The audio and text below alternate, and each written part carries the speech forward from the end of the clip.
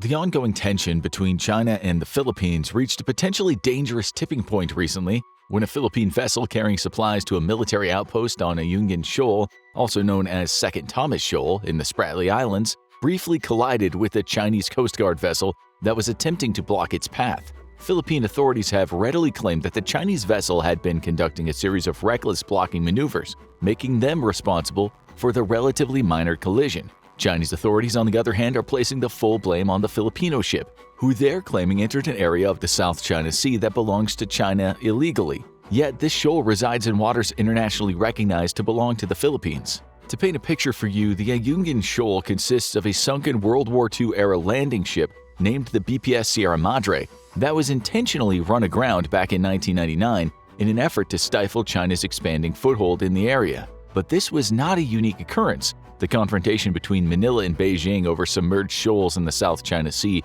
has been going on for decades. In recent months, however, these altercations at sea have gathered global attention, largely thanks to television and online media. And all of this has notably increased the ongoing tension between China and the United States, who has had a long-standing mutual defense agreement with the Philippines. This agreement states, along with other provisions, that if either country were to be attacked, especially in the South China Sea or West Philippine Sea as it's called in Manila, the other would come to their defense. With the world now watching closely, it's hard to say how the US will react to this event. Only a month prior to this recent collision, the Philippine Coast Guard released a video of a diver cutting a floating barrier that had been installed by the Chinese to keep fishing boats and other vessels out of this disputed zone. The Philippine government, in fact, has been regularly feeding videos to the media, as well as taking journalists, including some from the BBC, aboard its boats and aircraft that are operating in disputed waters. These actions have been perceived, particularly by China, as part of a deliberate campaign by the Philippine government to shine a spotlight on aggressive interactions that have been happening regularly for quite some time in this area of the South China Sea, which covers nearly 2.1 million square kilometers. The dispute over much of the region, along with the islands and the sandbars within it, including many features that are hundreds of kilometers away from the Chinese mainland, should have come to an end after the International Tribunal located in The Hague, Netherlands, made a significant decision in regards to this long-standing maritime dispute between the Philippines and China back in 2016. This ruling, by what is officially known as the Permanent Court of Arbitration in The Hague, sent shockwaves across the region, many of which were felt by the rest of the world. It stated that China did not have a valid legal basis to claim historic rights to most of the South China Sea. This decision essentially meant that China's territorial claims, which were themselves based on historical records dating back to the Xia dynasty nearly 4,000 years ago, were not legally valid under international law. Since the Hague ruling, however, China has turned 7 of the contested reefs it already had control of into missile-protected military bases. Certainly a lot has happened since the Hague ruling, but there was also a long runway leading up to it, which we'll cover briefly, starting with the formal relationship that's existed between the Philippines and the US as far back as 1898. When the Spanish-American War ended and Madrid handed over control of its then colony to the US, the Philippines remained a US territory until July 4, 1946, when it was eventually granted its independence, and the US has maintained a military presence in the archipelago ever since. At one time, the Philippines was even home to 2 of the US's largest overseas military installations, Clark Air Base and Subic Bay Naval Station, both of which were of high strategic importance during the US's war in Vietnam. In the 1990s, however, after the agreement regarding the bases expired, full control of both installations were transferred to Manila. So, you might be wondering, why all the international interest in the Philippines? Well, it's important to understand that the South China Sea is a region of immense strategic importance, has an abundance of natural resources, and has been a focal point of international disputes for many years, which have led to a number of multifaceted conflicts involving territorial claims, historical rights, and the exploitation of natural resources, including substantial reserves of oil and natural gas beneath the seafloor. China's desire to control the South China Sea is driven in large part by its intention to dominate a crucial trade route used for a significant portion of its imported oil.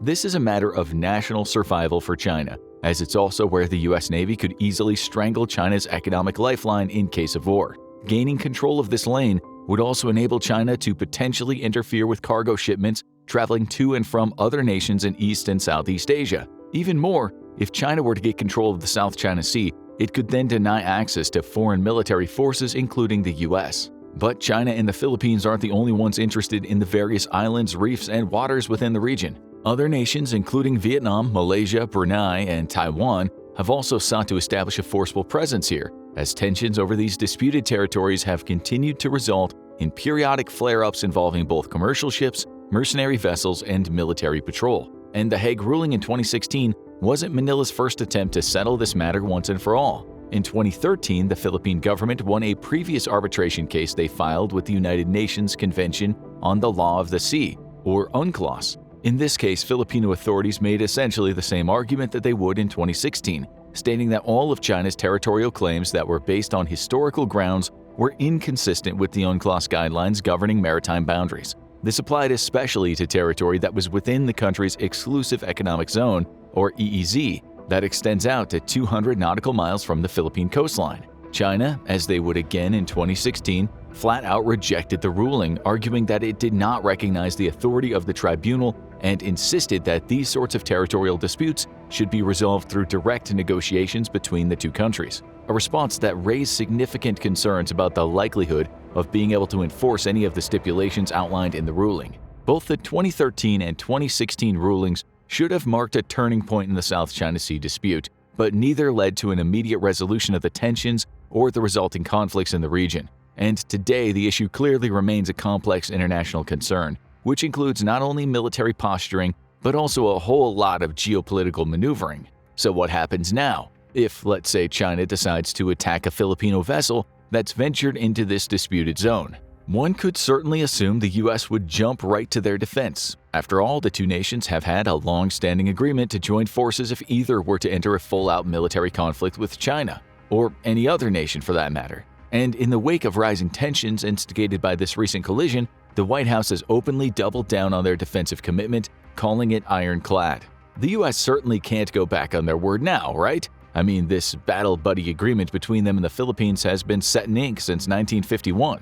Following years of diplomatic protests over China's aggressive actions and threats against the Filipino Coast Guard, this bilateral treaty, officially known as the Mutual Defense Treaty between the Republic of the Philippines and the United States of America, or MDT, was signed on August 30, 1951 by representatives from both nations in Washington, D.C.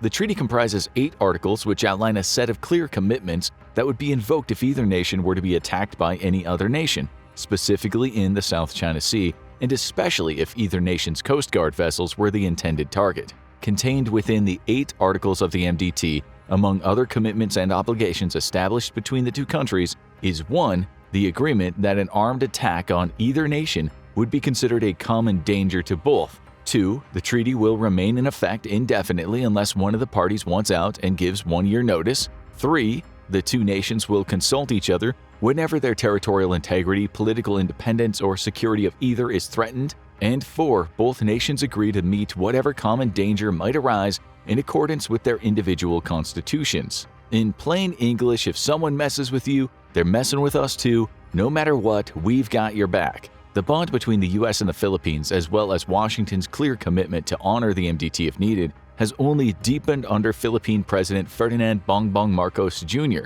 who won the presidency in May 2022 by a landslide victory, racking up more than 30 million votes. The son of the controversial Filipino dictator Ferdinand Marcos Sr., who ruled the Philippines from 1965 to 1986, with about half of that time being under the boot heel of martial law, Marcos Jr. has also had a long and at times controversial political career.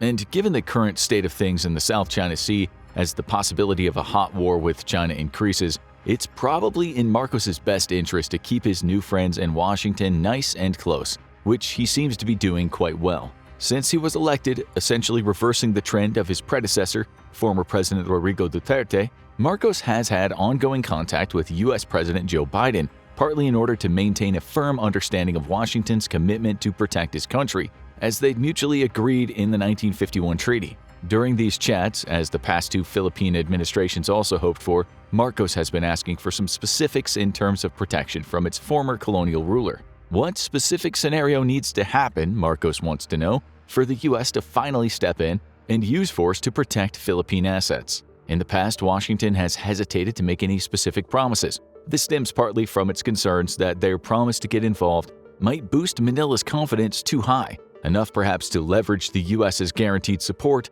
to advance its own agenda regarding maritime and territorial claims against some of its neighboring countries in the South China Sea, particularly China.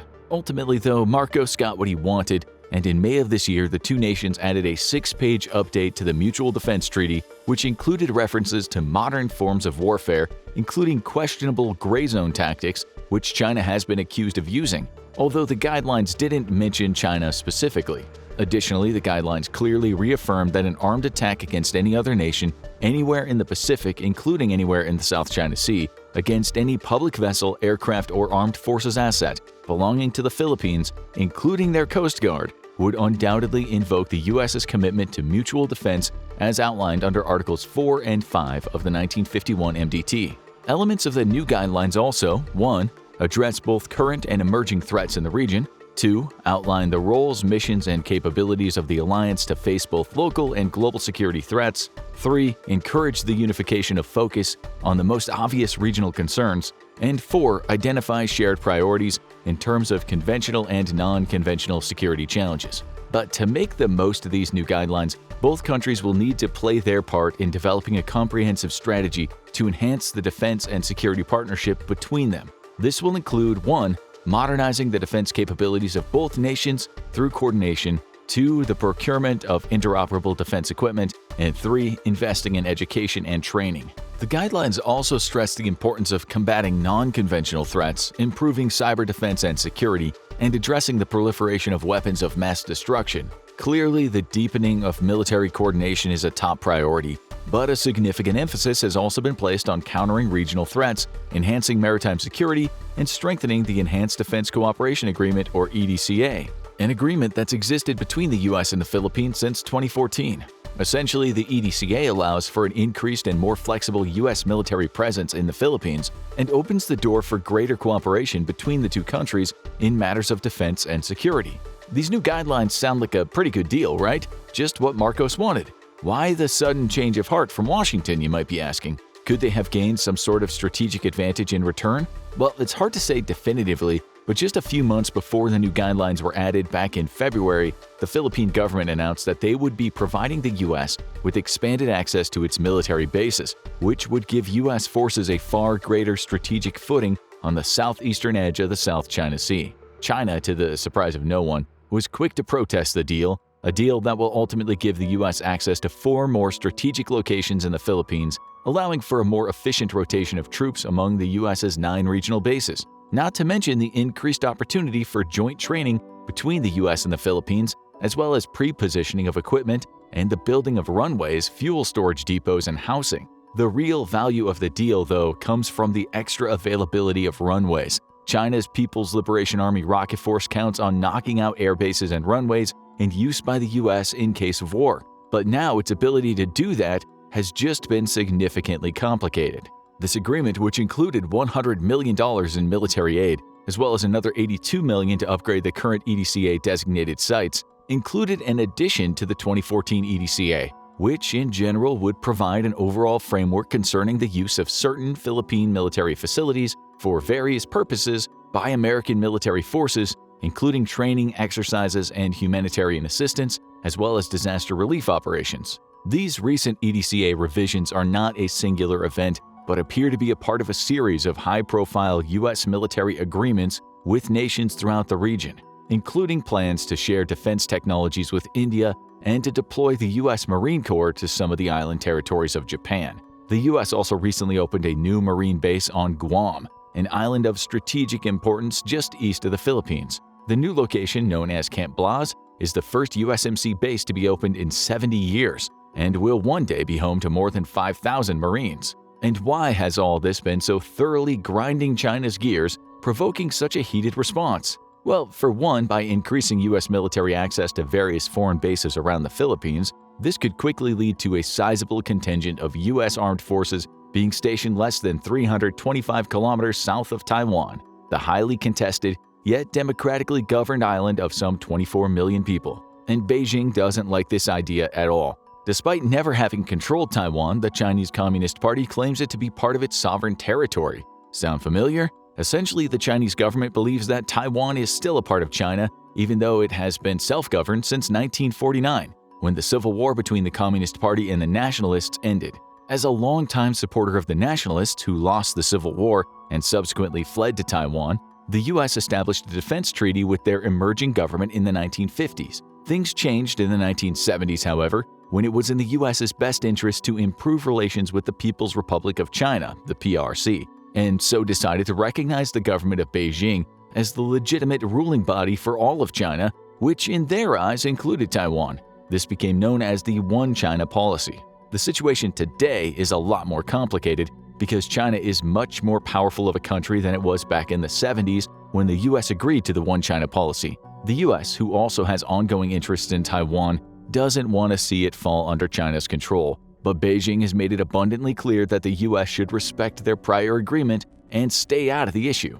The real concern lingering here is the tension surrounding the sovereignty of Taiwan could potentially spark a war with China, which would be a significant global event with huge economic and political consequences, and this is helped none at all by the situation of the Philippines. The fall of Taiwan to China would leave China in control of the vast majority of the world's production of computer chips, giving it an unprecedented leverage over the global economy and potentially allowing it to blackmail any nation it wished. It would also break the First Island chain, which stretches from Japan through Taiwan to the Philippines and currently limits China's ability to project naval power in case of a war. From Taiwan's ports on the east of the island, China could also dispatch its submarines straight into deep waters, evading U.S. detection. But despite China's protests and veiled threats, the U.S. hasn't been willing to simply leave Taiwan out to dry, due largely to a range of strategic and economic factors. Another of which is Taiwan's useful position in the Asia-Pacific region, sitting at the crossroads of major shipping routes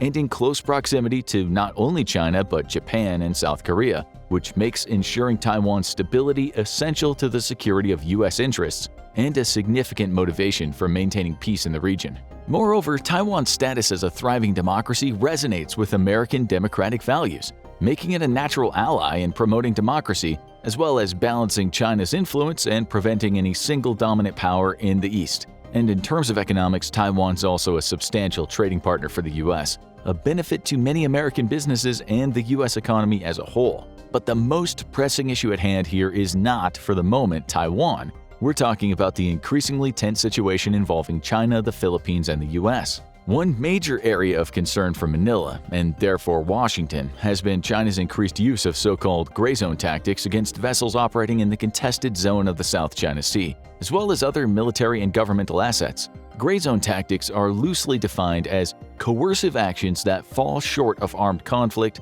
but clearly go beyond normal diplomatic or economic activities, which can include but aren't limited to geopolitical, economic, military, and cyber operations. And China has not been shy about using these questionable maneuvers to advance its domestic, economic, foreign policy, and security objectives. They are, as we take a closer look, referred to as gray zone tactics for good reason, given there's currently no consensus among U.S. government officials, experts, and academics on which, if any, of China's unconventional maneuvers pose the most significant threats to the U.S. and its allies. Complicating the issue even further, the common view coming out of Manila is that these gray zone activities are simply a natural extension of how countries exercise their power, both historically and in more recent decades. But what seems to be obvious to most of the rest of the world is that these activities are simply a convoluted way of pressuring other countries to act in ways that could ultimately be of benefit to Beijing, which would mean essentially advancing its regional objectives